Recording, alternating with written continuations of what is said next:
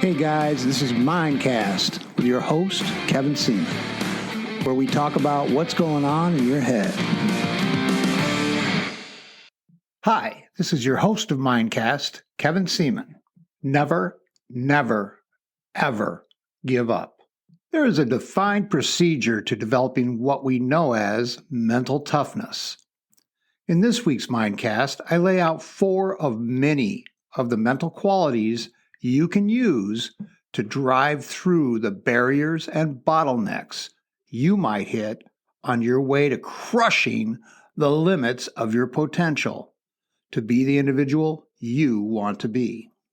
Each of these 4 qualities will support each other, strengthening your behavior and mindset synergistically. In my book, The Mind Game of Competition, I laid out these 4 areas that make up that part of your character referred to as mental toughness. Here they are. Number 1, emotional flexibility. Going with what comes. This quality is the ability to make the very best of every experience and outcome.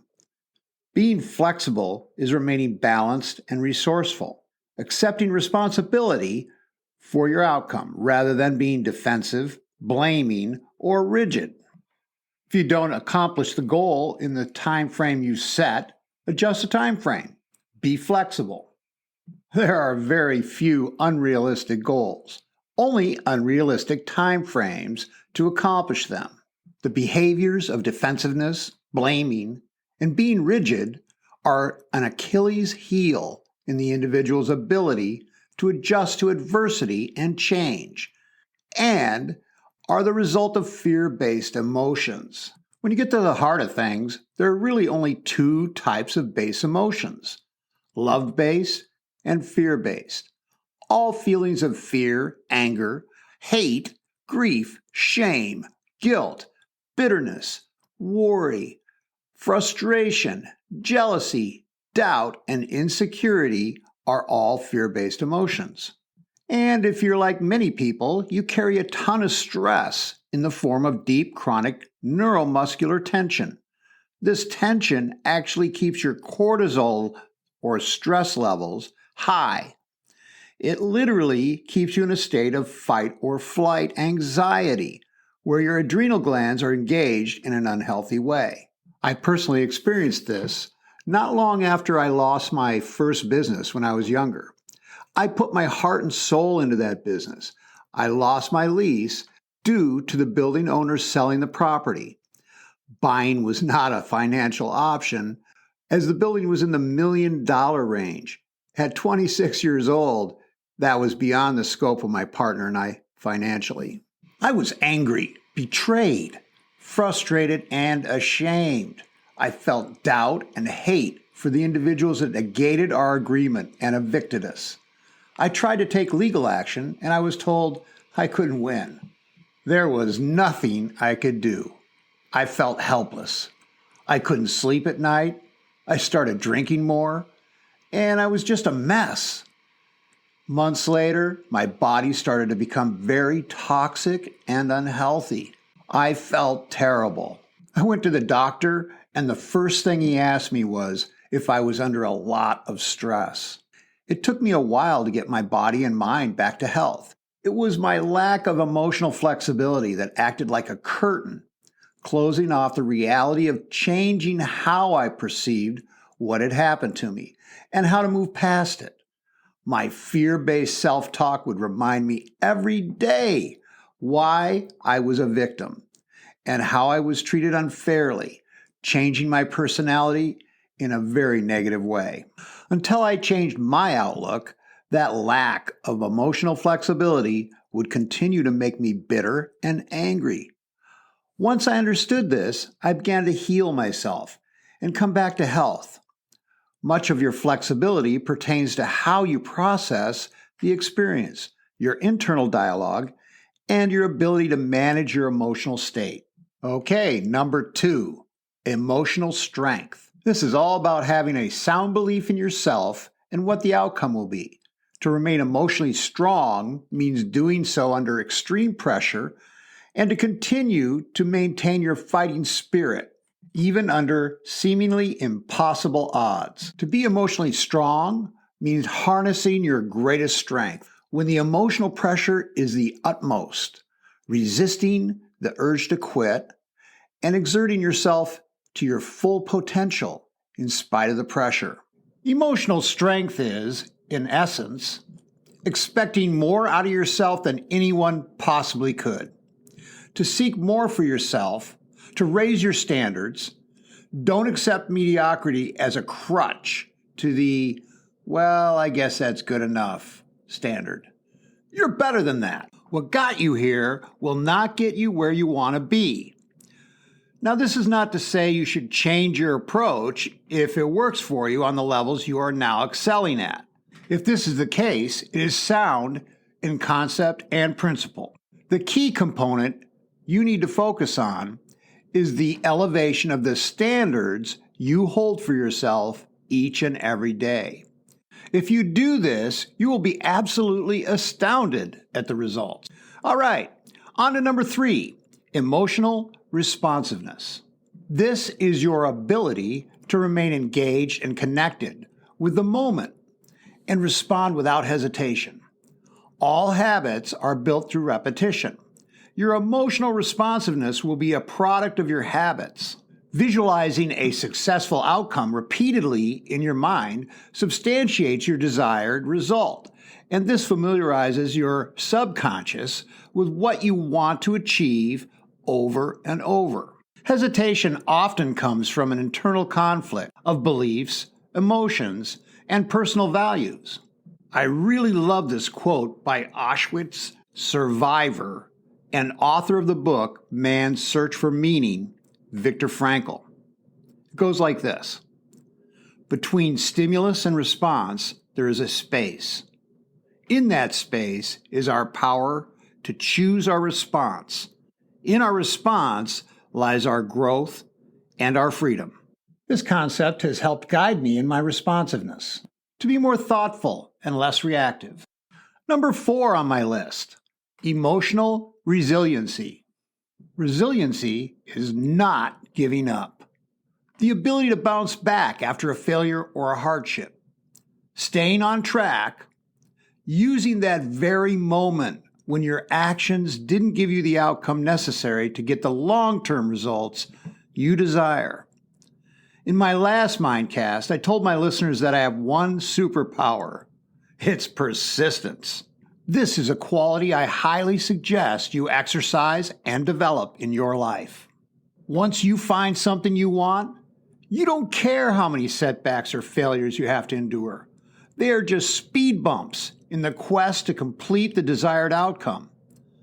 Resiliency is the ability to tap into your emotional power, not allowing it to force you out of your objective.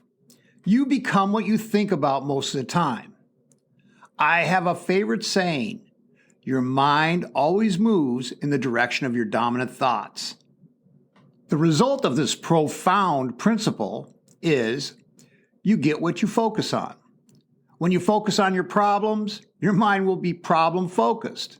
In contrast, if you focus on your solutions to your problems, your mind will be solution-oriented. If you focus on being the best you can be, you will eventually succeed. This may or may not mean you will be the best, but it will guarantee you will be the best you can be. The difficulty most people have with challenges is actually due to focus. When you focus on a problem, your mind asks, why can't I? A simple shift to focusing on the solution, and immediately your mind asks, how can I? Work to become solution-oriented rather than problem-focused. A great approach to help you integrate your mental toughness and connect it to your goal achievement is to remember the key is not just to see your goals, but to feel the emotions connected to achieving your goals and never, never, ever give up on a key goal. If you have a big enough why attached to your what, your how will be easier to achieve. When you're passionate about something, your whole attitude is different. Here's a great quote about passion.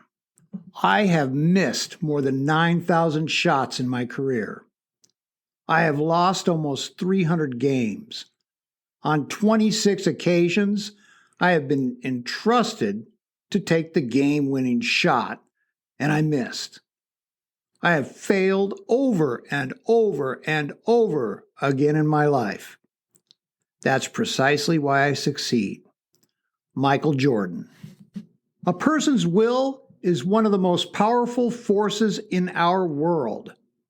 Your will can enable you to do things you would never dream possible. The force behind will is passion. The more driven you are, the more will you will possess to accomplish whatever you seek out to do. Without a strong will, you will never succeed. Your will is a powerful form of psychological leverage that supports and dictates your mental toughness. It keeps you pushing ahead, regardless of the opposing challenge. Your will is demonstrated through persistence. Once your will has been broken, you've given up. Will is like a muscle. The more you use it, the stronger it becomes. Develop a strong will, and you will be a force to be reckoned with. Will is about passion. Remember, the why we do something is always more powerful than any what or how. Attack your training and your development with passion and persistence. An effective method to develop a stronger will is by bombarding your subconscious with personal self-made audio recordings, verbal affirmations, and written notes of what you want, why you want it, and precisely how you will get it. This complete subconscious saturation of positive reinforcement will help you to strengthen your will to an unstoppable level. The strongest leverage for all achievement is passion and desire. Weak desires bring weak results. Strong desires produce powerful results. The most difficult person to stop is the person with a burning desire. To me, the single most important thing is, and always will be, results. It's not about how much you know, it's how and when you use it that will determine your results. People say knowledge is power. Knowledge is not power. Action with knowledge is real power. In other words, it's not what you know, it's what you do that makes you successful. Here's something really valuable to remember. Progress is never quick or easy. It is the process of personal improvement that develops who you are as a person, not the destination at which you work to arrive at. Embrace that process. That's where the true genius lies. Thank you for listening to this week's Mindcast. It is an honor and a privilege to share with you these topics of personal self-development I've learned as a coach over the past few decades. These principle-based strategies took me over 20 years to compile. They are interchangeable principles that can be used by anyone to improve their results and take them to the summit of their potential. I have taught the aspects of this success system to hundreds. If you have any questions or you want to share your results or experiences with me, write me at kevin@thewinningmindset.com. I would love to hear from you. And please, subscribe to Mindcast with your favorite podcast provider so you never miss an episode. Thank you again, and until next time, this is Kevin Seaman, and this is Mindcast.